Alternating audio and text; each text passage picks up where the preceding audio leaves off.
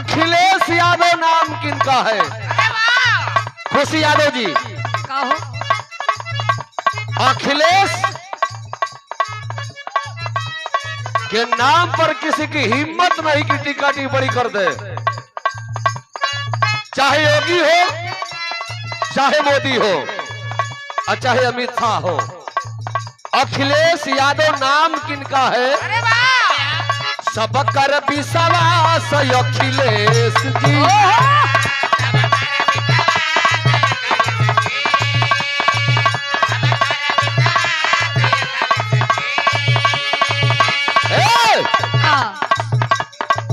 सबकर विकास अखिलेश जी।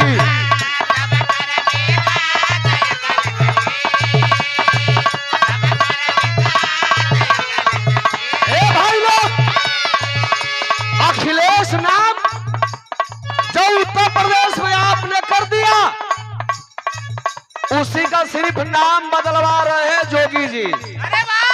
100 नंबर के 112 number, Purvanchal express way को अपने नाम से जोड़ना।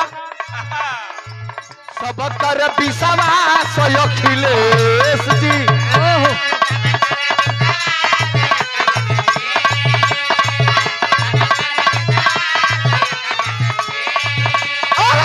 यूपी का विकास अखिलेश जी।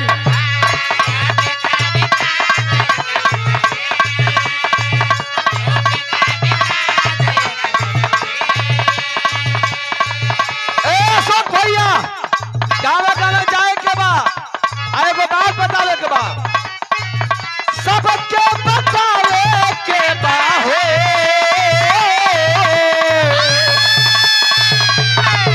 अरे सबके बतावे के बाद हो। 27 में 22 ई पुरावे के बाद, साइकिल के जितावे के बाद हो।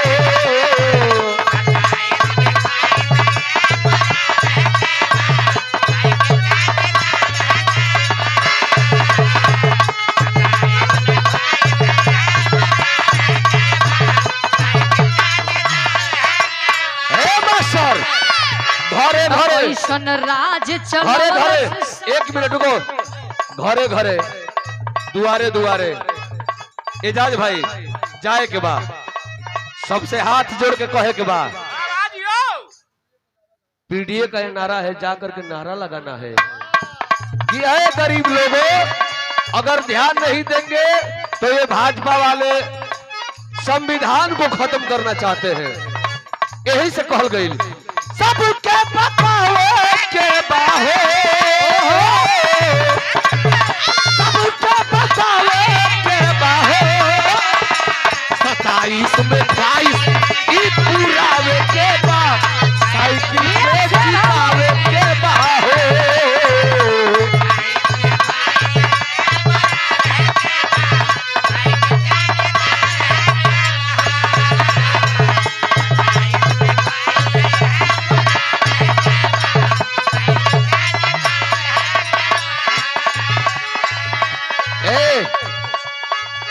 समाजवादी पार्टी का सरकार, माननीय अखिलेश यादव की सरकार कैसी रही, आप कुछ कहेंगी? सुनिए, सुनाइए। कि ऐसन राज चलवला से सापा,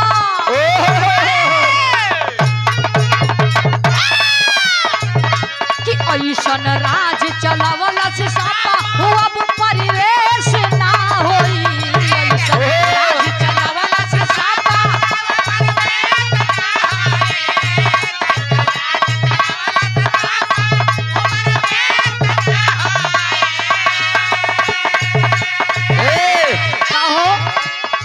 हमारे यूपी में अच्छा एगो नारा चलल बा कि गुंडा यूपी छोड़ के भाग गए। अच्छा कहाँ भागल बड़ो सो, कहाँ गुंडा गल बड़ो सो? एगो संजय निषाद बना है गोरखपुर में, मलाहन का नेता, मैं निषाद का नेता हूँ। वही में रामधन निषाद का हत्या भी हो गई बिया, अब पूरा झोपड़ी भी जला दे गई। ऐसन राज चलावला से सापा, हो अब परिवेश ना होई। ऐसन राज चलावला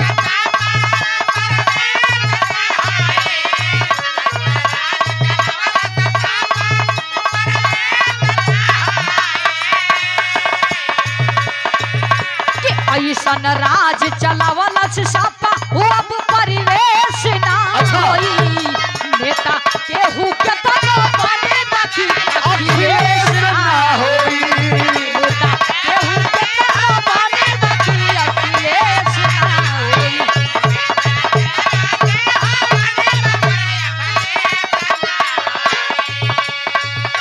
अखिलेश भैया जब सीएम पद पावले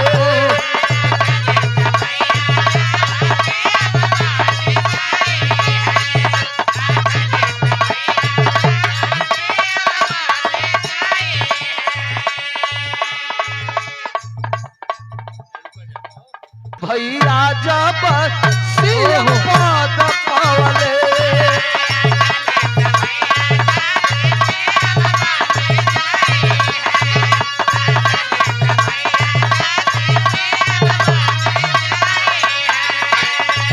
यूपी में विकास हवाई गंगा बहवाई ले